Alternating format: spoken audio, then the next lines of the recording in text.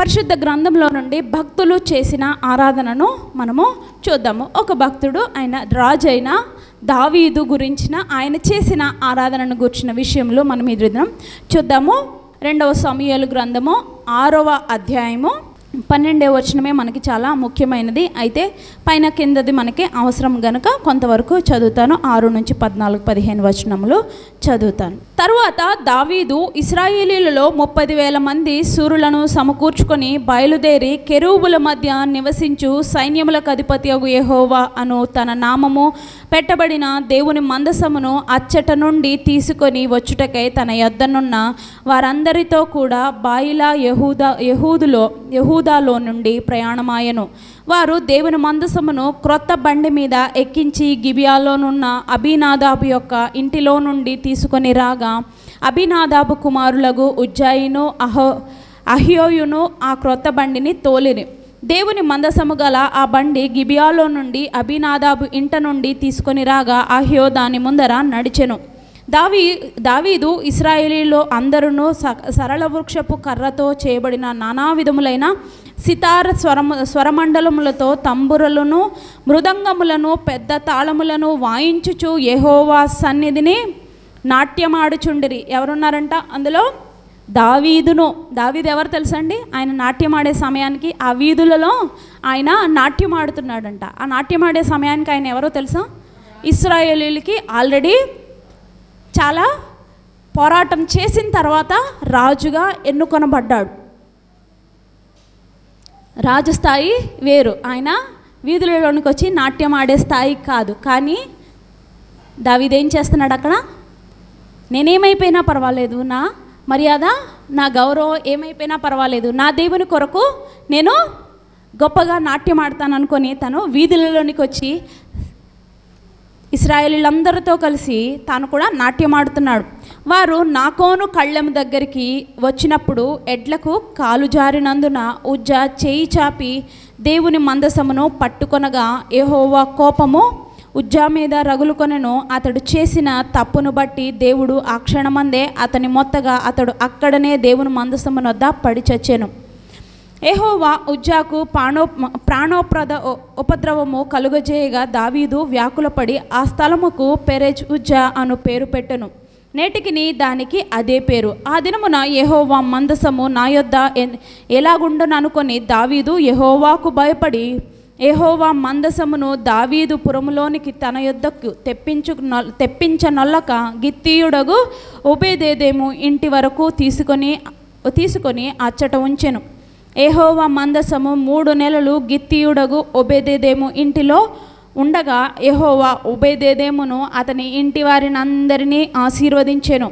దేవుని మందసము ఉండుట వలన ఏంటంటే దేవుని మందసం అంటే ఏంటి? దేవుడు యెహోవా అను పేరు పెట్టబడిన యెహోవా మందసం అంటే ఏంటనుకుంటున్నారు? దేవుని ప్రత్యక్షతగా ఇశ్రాయేలీలు దేవుని మందసాన్ని ప్రతిష్ఠించుకున్నారు. అది అక్కడ దేవుని మందసము ఉండుట వలన ఓబేదెదోముకు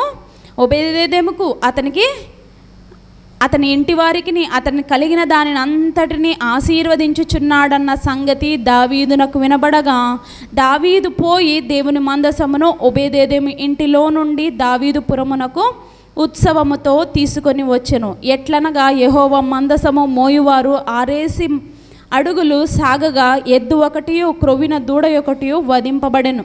దావీదు నారతో నేయబడిన ఎఫోదు ధరించిన వాడై శక్తి కొలది యెహోవా సన్నిధిని నాట్యమాడుచుండెను. ఈలాగున దావీదు ఇశ్రాయేలీలు అందరూ ఆర్భాటముతోనూ బాకానాదములతోనూ యెహోవా మందసమును దావీదు పురమునకు తీసుకొని వచ్చిరి. యెహోవా మందసము దావీదు పురమునకు రాగా సౌలు కుమార్తెయగు మికాలు కిటికీలో నుంచి చూచి యెహోవా సన్నిధిని గంతులు వేయుచు నాట్యమాడుచున్న దావీదును కనుగొని తన మనసులో అతని హీనపరుచుకొనెను. వారు యెహోవా మందసము తీసుకొని వచ్చి గుడారం మధ్యను దావీదు దాని కొరకు ఏర్పరిచిన స్థలము నుంచగా దావీదు దహన బలులు సమాధాన బలులు యెహోవా సన్నిధిని అర్పించెను. అర్పించుట చాలించిన తర్వాత సైన్యముల అధిపతి యెహోవా నామమున దావీదు జనులను ఆశీర్వదించి సమూహముగా కూడిన ఇశ్రాయేలీయులకు స్త్రీ పురుషులకందరికీ ఒక్కొక్క రొట్టెయు ఒక్కొక్క భక్ష్యమును ఒక్కొక్క ద్రాక్ష పండు అడయు పంచిపెట్టిన తరువాత జనులందరూ తమ తమ ఇండ్లకు పోయిరి. తన ఇంటి వారిని దీవించుటకు దావీదు తిరిగి రాగా సౌలు కుమార్తెయగు మీకాలు దావీదును ఎదుర్కొన బయలుదేరు వచ్చి హీనస్థితి గల పనికత్తెలు చూచుచుండగా వ్యర్థుడొకడు తన బట్టలు విప్పివేసినట్టుగా ఇశ్రాయేలీయుల రాజువైన నీవు నేడు బట్టలను తీసివేసి ఎంత ఘనముగా కనబడితివని అపహాస్యము చేసినందున దావీదు నీ తండ్రిని అతని సంతతిని విసర్జించి ఇశ్రాయేలీయులను తన జనుల మీద నన్ను అధిపతిగా నిర్ణయించుటకై నన్ను ఏర్పరచుకొనిన యెహోవా సన్నిధిని నేను అలాగూ చేసి తిని యెహోవా సన్నిధిని నేను ఆట ఆడి తిని ఇంతకంటే మరి ఎక్కువగా నేను తృణీకరింపబడి నా దృష్టికి నేను అల్పుడనైనా నీవు చెప్పిన పనికత్తెల దృష్టికి గనుడనగుదునని మీకాలుతో అనెను. మరణం వరకు సౌలు కుమార్తెయగు మీకాలు పిల్లలను కనకయుండెను. ఒక అధ్యాయంలో అనేక విషయాలను అక్కడ ప్రస్తావించడం మనం చూస్తూ ఉంటాం.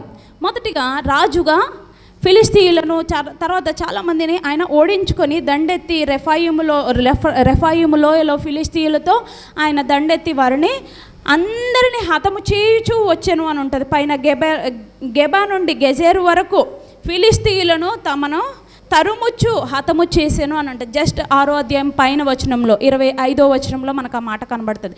ఫిలిస్తీయులు అందరినీ చంపేసి హతము చేసేసి విజయముతో తాను రాజుగా దేవుని మందసాన్ని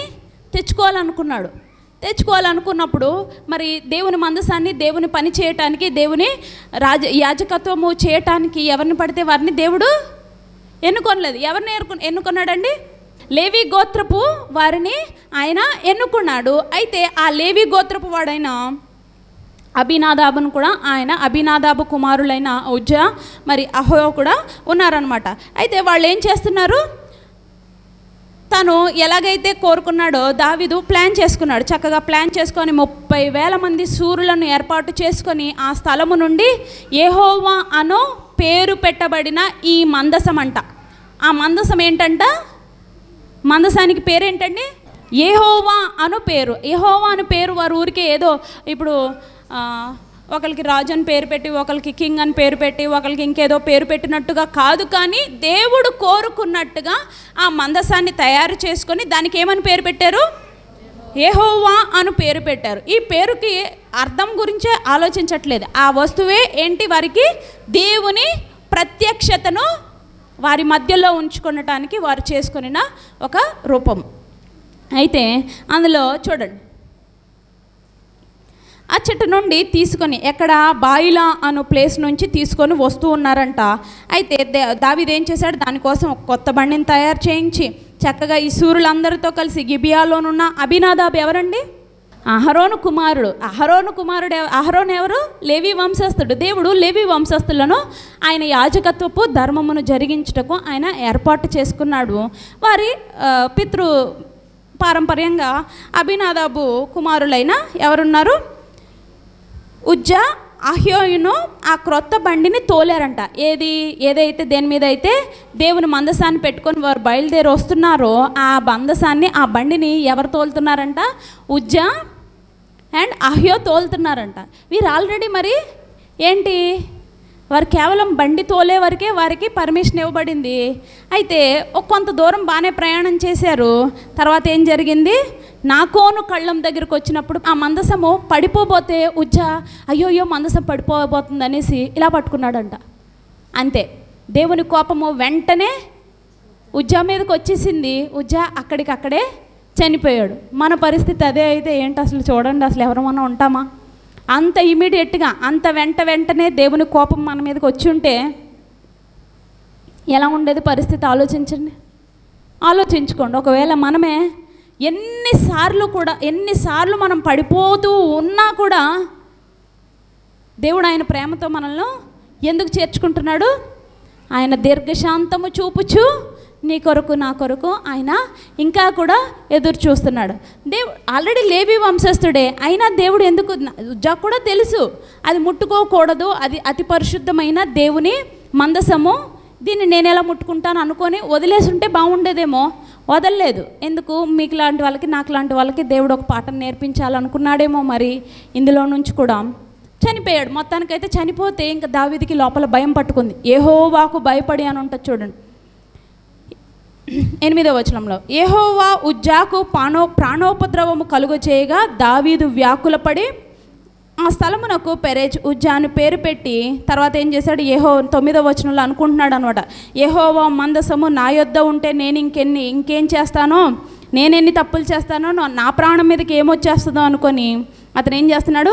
దావీదు యెహోవాకు భయపడి ఆ మందసాన్ని ఎక్కడ ఉంచేయాలనుకున్నాడు? అక్కడే ఎక్కడన్నా దగ్గరలో సేఫెస్ట్ ప్లేస్లో ఇంకెవరైనా లేవీయుడు ఉంటే ఆ లేవీయుడు గృహంలో పెట్టేద్దాం అనుకొని వెతుక్కొని గిత్తీయుడైన ఒబేదెదోము ఇంటిలో దానిని చేర్చాడు. మొత్తానికి చేర్చిన తర్వాత అసలు స్టోరీ మొదలైంది. జస్ట్ 3 నెలలే ఉందంట ఒబేదెదోము ఇంట్లో, అంతే. దేవుని ప్రత్యక్షత అక్కడుంది, దేవుని గుడారం అక్కడుంది, దేవుడు వారి గృహంలో నివసించాడు. వారికి ఆశీర్వాదము మీద ఆశీర్వాదము, కృప వెంబడి కృప వారు చూడడం మొదలుపెట్టారు. ఆ విషయం దావీదుకు తెలిసిపోయింది. అక్కడ మనం అదే చదువుతాం, దేవుని మందసము ఉండుట వలన ఒబేదెదోము ఇంటి వారిని అతనికి కలిగిన దానిని అంతటిని ఆశీర్వదించుచున్నాడు దేవుడు అన్న సంగతి దావీదు నాకు వినబడగానే వెంటనే మళ్ళీ రిగ్రెట్ అయిపోతున్నాడు. నాలుగు కట్ చేసుకున్నాడు. అయ్యయ్యో నేను ఎలాగా దీన్ని దేవుని మందసాన్ని అక్కడ వదిలేసాను, ఎలాగా తెచ్చేసుకుందామని మళ్ళీ బయలుదేరి వెళ్ళి తెచ్చేసుకుంటున్న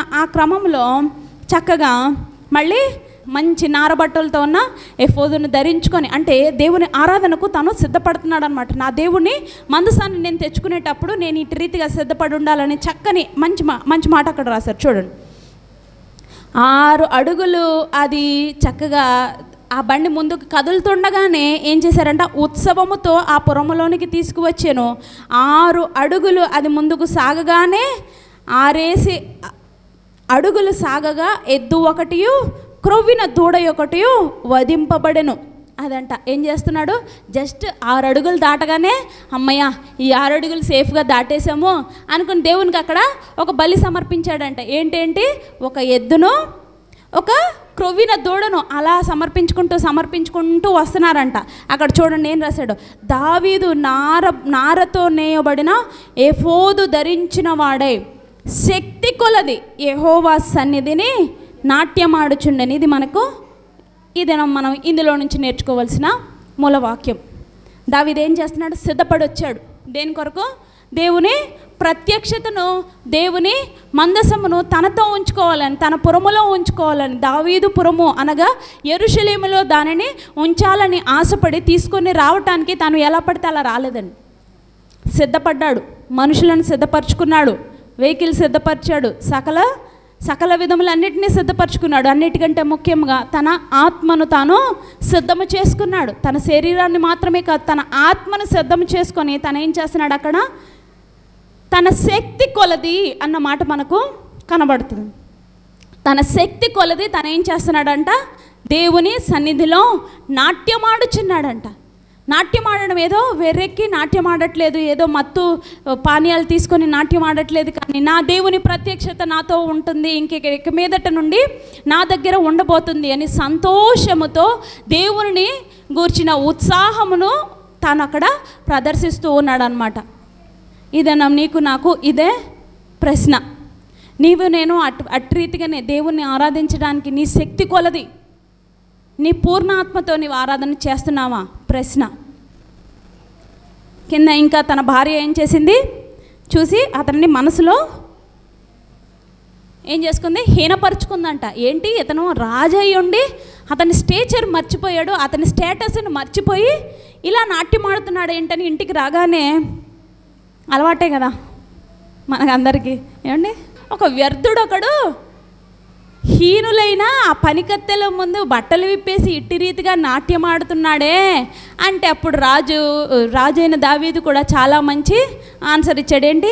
నీ తండ్రి సంతతిని విసర్జించి ఈ దేవుడు నన్ను రాజుగా చేశాడు కదా, ఆ దేవుడు ముందు నేను ఎంత వెర్రివాడిని అయిపోయినా పర్వాలేదు, నేను మీ ముందు నేను హీనంగా కనపడినా ఆ పనికత్తలకి నేను ఘనముగానే కనబడతాను, అన్నిటికంటే ముఖ్యంగా నా దేవుని నేను ఘనపరిచాను అని చక్కని ఆన్సర్ ఇచ్చాడు. నీవు నేను ఆన్సర్ ఇవ్వగలుగుతామా? మన బంధువుల ముందు నీ శక్తి కొలది నువ్వు దేవుని ఆరాధించగలుగుతావా? బాప్తిసం తీసుకోండి అమ్మా అంటే అమ్మగారు కాళ్ళు కడగాలి, అమ్మగారు మా పిల్లలు పెళ్ళిళ్ళు అయిపోవాలి, ఇంకేంటి ఇంకా బోల్డ్ ఉంటాయి టార్గెట్స్.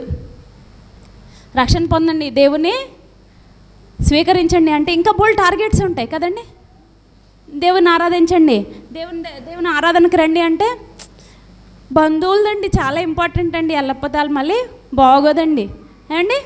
అటువంటివి చాలా వచ్చేస్తాయి. మరి దావీదు దగ్గర నుంచి మనం అదే నేర్చుకోవాలి. తను దృఢ నిశ్చయంతో తన భార్యను కూడా లెక్క చేయలే, తను ఉంటుందా ఉండదా అవన్నీ పక్కన పెట్టేశాడు. చక్కగా తన శక్తి కొలది దేవుని ఘనపరచడానికి దావీదుని, అందుకనే దేవుడు ఏమన్నాడు? నా హృదయానుసారుడు అన్నాడు. దేవునికి ఎలా ఇష్టమైతే అలా ఉన్నాడంట దావీదు. అందుకే నేను 149వ కీర్తనలో కూడా మొదట వచనంలోనే దావీదే రాస్తాడు. ఆ కీర్తన కూడా, యెహోవాకు క్రొత్త కీర్తన పాడుడి, సమాజములలో కూడుకునిన చోట మీరందరూ కలిసి దేవుని కొరకు ఒక క్రొత్త గీతము పాడుడి. 96వ కీర్తనలో ఉంటుంది, ఆయన రక్షణ సునాదమును బట్టి క్రొత్త గీతము పాడండి అని దేవుడు మనకు తెలియచేస్తున్నాడు అనమాట. మరి ఈ దినం నీకు నాకు అదే ప్రశ్న. మనము కూడా దావీదు వలె మన శక్తి కొలది సిద్ధపాటు కలిగిన హృదయాలతో ఆయనను ఆరాధన చేయటము నేర్చుకోవాలి. అదే యోహాను సువార్త 4:24లో ఉంటుంది కదా, ఆయనను ఆరాధించువారు ఆత్మతోనూ సత్యముతోనూ ఆరాధించాలి కదండి. ఇంకో చోట ఉంటుంది కదా, నీ పూర్ణ బలముతోనూ నీ పూర్ణ శక్తితోనూ పూర్ణ మనస్సుతోనూ ఆయనను సేవించుడి, ఆరాధించుడి అని ఉంటుంది. 6వ అధ్యాయం మత్తయి సువార్తలో మనకు ఆ మాట కనబడుతుంది. మరి నిన్ను నన్ను రక్షించుకొని ఇటు రీతిగా ఆయన కృపలో ఆయన దయలలో మనను కాపాడుచు బలపరచుచున్న ఈ రక్షకుడైన, ఈ సజీవుడైన, ఈ బలవంతుడైన ఈ దేవునికి మనము మన విరిగి నలిగిన హృదయముతో ఆయనను ఆరాధన చేసుకుందాము.